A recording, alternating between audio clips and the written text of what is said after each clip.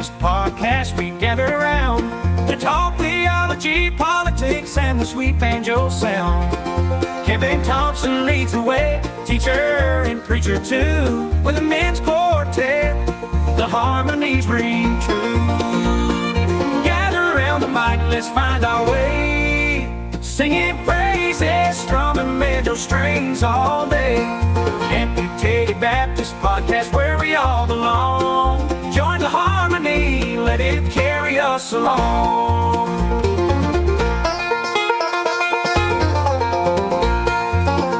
With a passion for faith and a banjo by our side, we don't deep, we don't hide, we take it all in stride. From parables to politics, every topic on the table, let's harmonize together, let's make it stable. In the chord progressions we find our peace, singing praises, strumming banjo strings all day. Amputated Baptist podcast where we all belong. Join the harmony, let it carry us along. Theology, politics, and a little bit of banjo. You're listening to the Amputated Baptist podcast.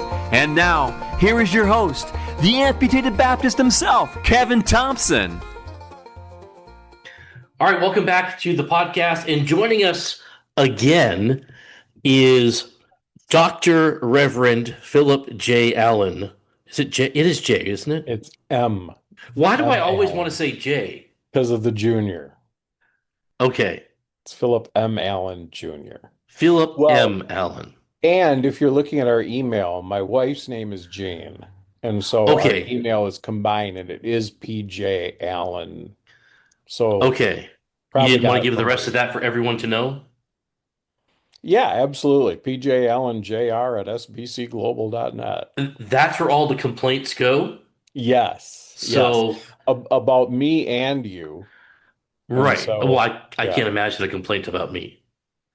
Well, right. But- But that, so that, I don't want my mailbox flooded. Right. So I sure. wouldn't ask for the compliments about you. That would just overwhelm the server. And that's just from me. Yes. Anyway, all right. So I'm recording from a new location right now. So when you're looking at me, if you're seeing this on a little clip on social media, you're going to notice I look weird. Because normally I don't, obviously. But the lighting is off. But this is mostly audio, so, we're going with it. And with this caliber guest that we have, I don't know if we could schedule another time. So I hear you're doing other podcasts now, and after Yes, this I have a podcast, whole other one set up. Yeah, they're yeah. just And after this one, you're just going to blow up. And right. Yes, that's my hope. So Right. far the request has just poured in, so we'll see what happens. right. Okay, so Phil, we just aired an interview you and I did from a while back about the Apostles' Mhm. Creed. Yeah. And I think we actually did 2 of those. So you're going to be on Mhm. again at some point, since I'm just now finally, after years, podcasting those, airing those. But we're not talking about that. We're talking about your latest book here, your only book, Yeah. the 8, and this can't even be seen if I put it up anyway. The Ache in the Ordinary. Yep. And this is a fascinating book. I was reading the back cover, and it says here, like a friend with a hand across your shoulder, you don't just read this book, you join it. And I thought, wow, that really sums up the book right there. I thought, man, that's worth the price of the book right there. A Just that friend of little mine phrase. that I don't generally expect a lot from this friend. Read the book and said that, and I thought, it needs to go on there. It's so complimentary. Right. And yeah. And if you had mentioned that friend's name, it might have, again, blown up past where you feel comfortable. You don't want the complete celebrity status that would come with that. So, Right. That's true. and I heard that friend also didn't really want his name being associated with you in public. So Yeah, you have said that multiple times. right, right. No, all right. So I read this book. So I've read it twice now, and it really is a fascinating book. In fact, so you were my pastor for several years, Hmm. and after a couple of years, you're like, I'm done. I just can't do this anymore. Right. This kid is so messed up. And you walked away. Yeah. Um, and I assumed at that point, I figured we'd still be friends. We'd text random sarcastic comments to each other from time to time. Star Trek Um, stuff. yeah, it's Star Trek stuff. But what I wasn't expecting was for you to minister to me in a different way. You've ministered to me as pastor, as friend, but then you started writing. You've got a Substack, and we'll put that in our show notes. And I began reading that because I had never really read anything you've written. You weren't really much of an author No. before this, not that I'm aware of anyway. No, Um, definitely not. I really in those years of ministry, I wrote a little things here and there. yeah, But I just didn't have the bandwidth to do writing at that point. So right. writing is new to me. Yeah. And so you began to minister to me that way, and I thought, wow, I didn't know he actually could write. And what you wrote, the actual content was actually pretty good. That surprised me the most. Um, that you could actually stretch a couple words together into a meaningful sentence is just. Right. But in all seriousness, I was reading through it, and it just week after week, and it still does. It still ministers to me. And soon you emailed me, said you were writing a book, and you sent this to me. And one of the thoughts I had was, I've known you for a little while now. Say 5 or 6 years ago, I don't think you could have written the book that you did. Um, Very true. I think tell us a little bit about how God worked in your life to bring you to the point where you could work, you could actually write these pages and really minister to people in that way, which you probably didn't see coming. Well, I first very much appreciate that it speaks to you. Because I didn't know whether it would to anybody Yeah. or not.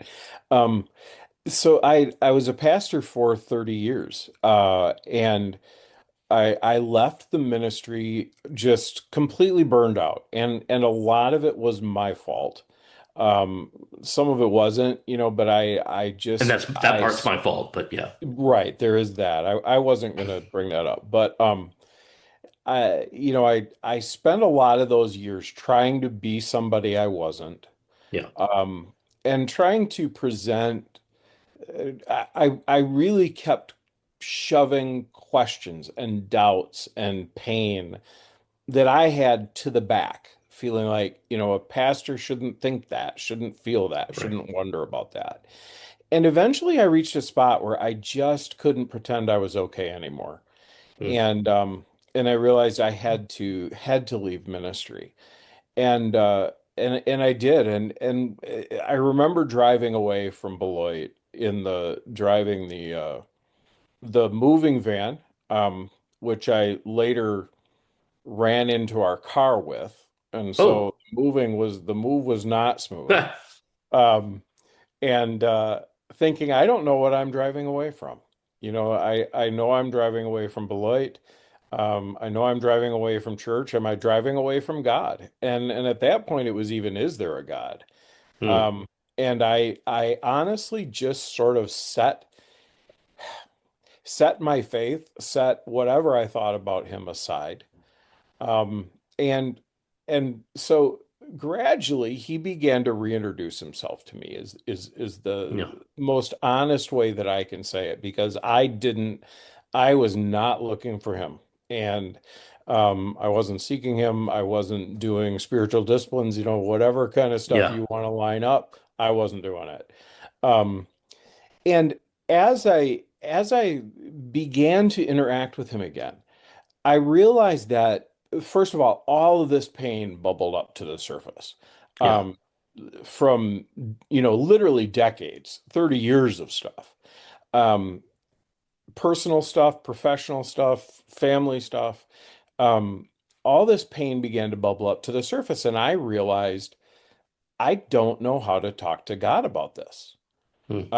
That I felt it, and I knew it was there, and it was in fact for a while quite overwhelming for me. Um, and I realized I don't know what to do with this. God is there because He's communicating with me, so I couldn't deny that anymore. But I didn't know how to bring it up with Him because some of it was kind of ticked off at Him Yeah. and disappointed in Him and discouraged by Him. Um, and so it was really that acknowledgement of my hurt and my pain that set me on this journey that was just for me to start with of what do I do with this? How do I express this? And no, I could not have written this book 5 years ago, 10 years Right. ago. Yeah, So God had to that's bring you through all of this to get to this point. he really did. He really did. I could not have written the book. I would not be writing the Substack the same way. Yeah. Uh, I preach from time to time now. My preaching is different. Um, yeah, Well, that's great. I'm glad to hear that part maybe yeah, corrected. some benefit, right? But what I love about this book, so I read it first. Well, I guess technically I've read it 3 times. Okay. Don't flatter Wow. yourself too much, but so I read it piece by piece when you were emailing it out, Yep. and I read it when I got an actual physical copy of the book. But for some reason, past understanding, I actually spent an Audible credit on you. Okay. I don't know why, because I've already read the book. Right. Why am I going to listen to it? And I said, Yeah. okay, I'm just going to listen to that. And then what I didn't know was I was about to go through a pretty big crisis in my life. Mm. And I'll tell you, the time spent in the car listening to the audio Hmm. was just something that I needed to hear. Wow. And as I'm reading and I'm listening to this, it was just like, yeah, Hmm. that's where I'm at, and this is what I need to do. Because the book is very practical. It's not a preachy book. It's not a theological book. Right. You're not talking down to people. Here are the 5 steps to, although we are going to talk about movements and not steps. Yeah. But there's no easy solution, money back guarantee type stuff. But it's simply, you have it on the picture on the cover here. It's a guy on a bench giving you some advice who's actually encouraging you to talk and willing to listen. Yeah. And so is that the reason why you've got this cover the way it is? Is that am I It getting is the right vibe? exactly the reason that idea of the bench is something that began to emerge in me very early on. I've always loved that sort of setting, that sort Yeah, of still, quiet, calm. But the covers in kind of sepia tones, so there's sort of a cloud to it. yeah, It's not a bright sunny day. right. And the idea was exactly that this book, I hope, is a place to sit down, to take a breath, to maybe hear some words from somebody who has been in it, that isn't going to try to lift you out of it, Yeah, and isn't going to try to make it simple, but is maybe I hope tries to reassure of some core truth, um, and as importantly, I think you even mentioned this, give you an invitation to feel it and say it. right. Um, yeah, so that is exactly the idea of the covers. Yeah, and Come have a I think seat, and yeah, so much of Christianity today is suck it up. yeah, You know that God, I'm a reformed guy. God is sovereign, right? And if God's sovereign, yeah, then you shouldn't be sad the way you are. right. And I love the subtitle, "Finding God in Everyday Grief." It's one Hmm. thing for my spouse died or there was Yeah. some major catastrophe, but this is the type of stuff that man, my work, my job sucks. My life is terrible. And it's things that we don't want to say. You can't say that in church. When it's testimony time, you're not the one standing up. Right. And you're saying it's okay to be there and Yeah. that God is with you as much as he is with the guy who's ranting and raving about whatever answered prayer he just had. And while you're sitting there wondering, how am I going to pay the rent this week or whatever? Yeah, and that idea of the testimony was just really central in some of my thinking. Yeah. That we should celebrate the victories. Right. Um, but the thing is that I think on some level we want to make the victories normative. So Yeah. we want to make the victories the thing we expect for everything, so that God is going to help me find my keys.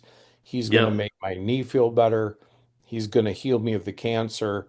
He's going to overcome my anxiety, and that then when life hits and God doesn't act the way I expect him to act, what do I do?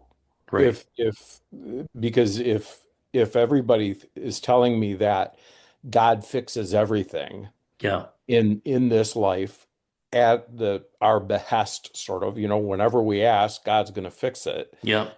and he doesn't, what went wrong? Right. Um, and probably me, right? Because God must want to do that, is Right. what everybody tells me. Um, and that sense of, one of the things that I would add just to the word invitation, thinking about the way you've been framing this, I really appreciate. But one of the things is, not only is God willing to be in that, he wants to be.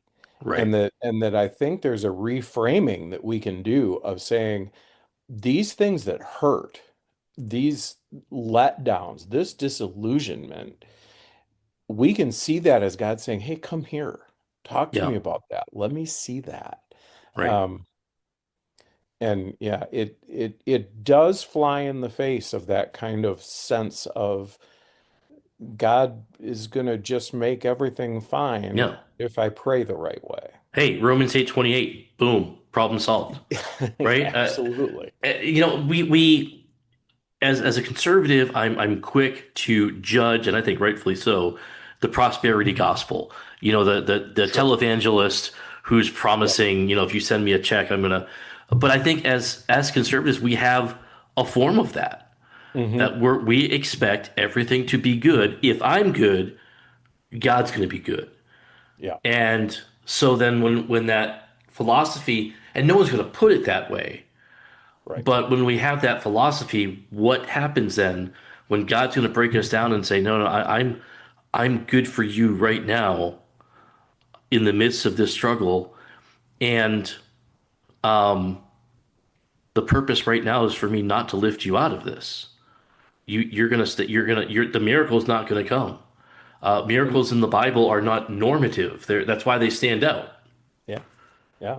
And we, and we want resolution. I Yeah, I think in part we're designed to want resolution because we will get that. right, In heaven we'll get that resolution, that complete reconciliation and fulfillment. I think we're designed to want that. We're not wrong to desire that.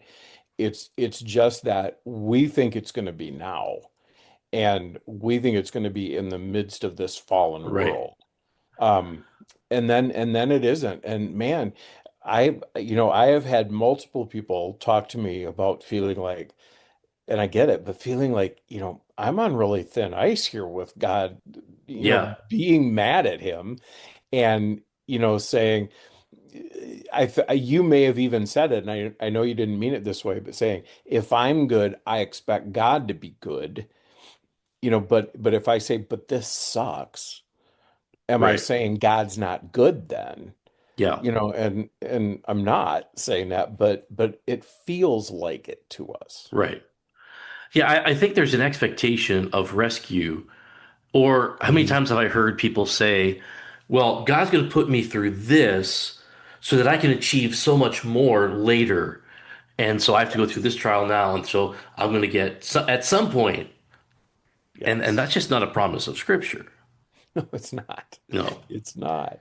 There's a, I had a conversation literally yesterday. I was out and I was around a person who was reading the book, going through a really hard time Mm, reading the book.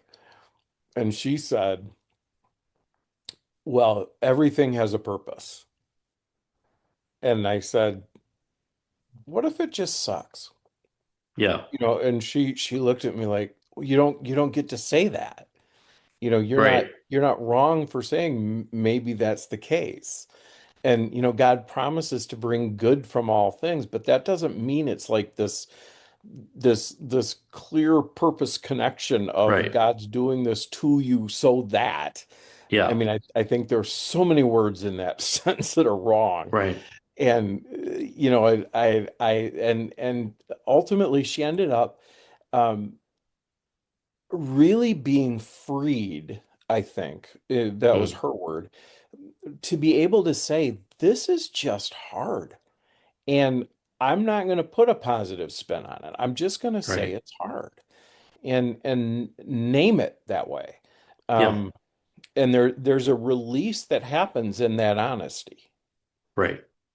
Let's talk about, one of the things I'm covering in my classes at school. I'm teaching through Psalms, and you Mhm. look at these. What I love about Psalms is it's so open, raw, emotional.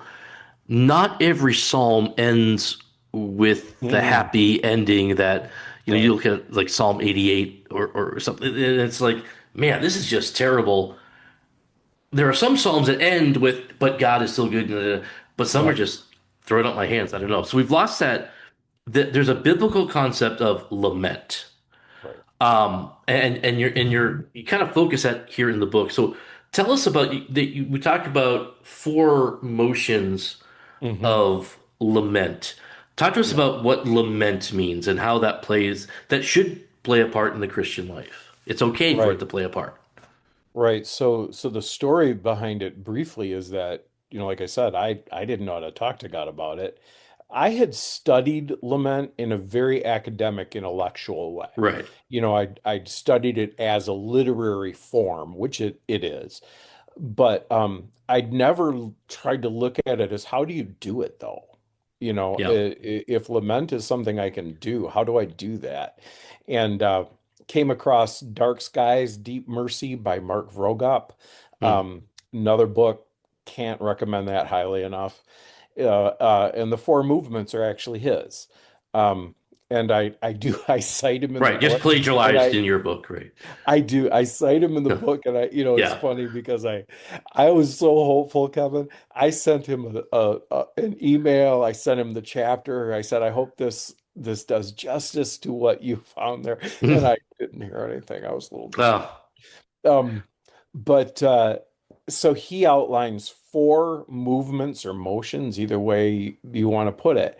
And man, I latched onto those because I thought, this is what you do. This is how it right. works, or a way it can work. So lament is really core part is lament's just pouring out the honesty of your heart, whatever Yeah. it is.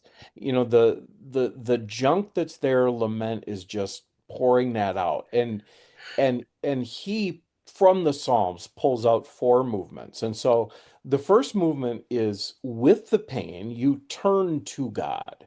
Um, I've had people be surprised, that I took the time to say in the book, that's one of the exercises is, don't say anything, just turn toward him.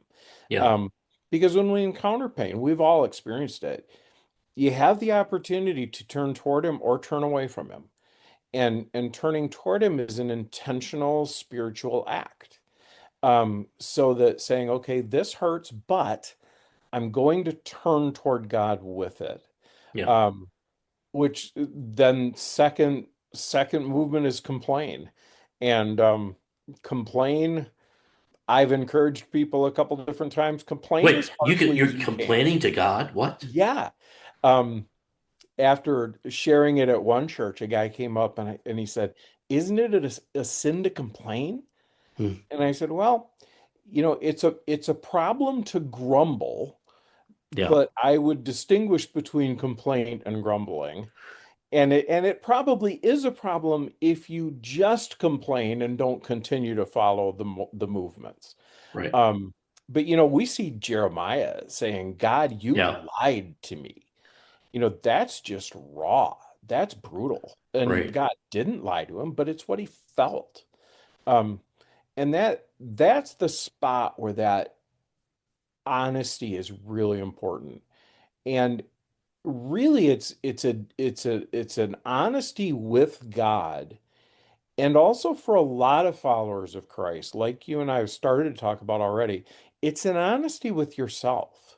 Yeah. Um, it's allowing the genuine, painful emotion, reaction that you have to surface. So not shoving it down the way we're sort of prone to do and Yeah. sometimes taught to do, but actually nurturing that toward the surface, toward expression, um, honest expression, not Right. not sugarcoating it, no spiritual sounding language, um, and yeah, it's an interesting exercise to really do that. Right. So we haven't even covered most of the book yet, Right. which is good because you still want people to buy this book. Because I know you're in this for the money, and this is your Yes. retirement plan, and you're hoping, podcasts start popping up and the movie Yeah. rights. I haven't heard if it's been Well, turned.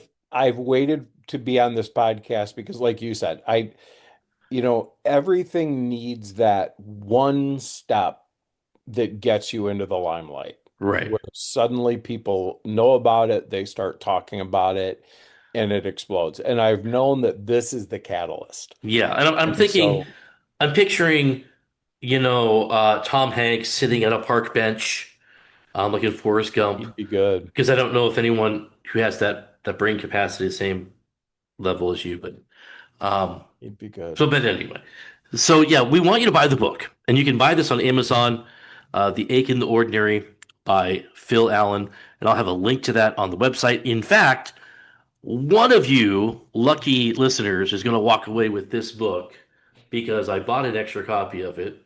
Nice. You're welcome. Um, Wow. Thank you. and so be looking on our Facebook page once this has been posted, and we'll tell you how you could win a copy yourself. And it's one of those beneficial things. You're going to have to share the podcast a couple times, and then as this podcast grows, I'll be able to write this off as a tax write-off or something. I don't know, but no, it is That's a exciting. it is a really good book. And when I started this podcast, one of the things I said I wouldn't do anymore that I was doing before is I was taking any book that came across, from different publishers looking to Mm, get their name sure. out. And I don't want to do that anymore. I don't want to read books just to maybe get a mention on a website somewhere. So I only read the books that I want to, and this was one I wanted to. In fact, I didn't even get my Media Mogul free copy. I had to buy this myself. So, and I bought two of them myself. So I do want you to buy the book and share it with a friend. I don't think you will regret buying this. So Phil, thank you for your time and your continued ministry. Tell us about the Substack before we sign off here. Sure. Well, this is called Wick and Whisper. And Wick and Whisper. Yeah. Had somebody say Wiccan, and no, it's not Wick, like a candle wick and whisper. I started writing that for me. It was my place to process. Didn't really intend to put it out there at all. And as I started writing and I thought I had this nudge, why don't you share it? Yeah. Um, and so it's a weekly, comes out Wednesdays. It's a weekly just kind of observational thing. It's not deep theology. Right. It's a lot of just kind of what am I noticing right now Yeah. in my walk with God, in my interaction with God, in God's word. Um, and it's been very healthy for me to do that. And they're not very long. They're pretty short, No, no, and I they're I bite try to sized. keep them. Yeah, So yeah, we'll have a link to that as well on in our show notes and on our website. So check that out at amputedbaptist.com. And so eventually we're going to get back to our series on the Apostles' Creed, but we've got a series of books I got to cover after we did all the election stuff. I got a couple of books I got to push, and then we'll get back to the Apostles' Creed, and Phil's going to be back on with that. I don't even remember what we talked about. I It's don't been so remember the long. second one either.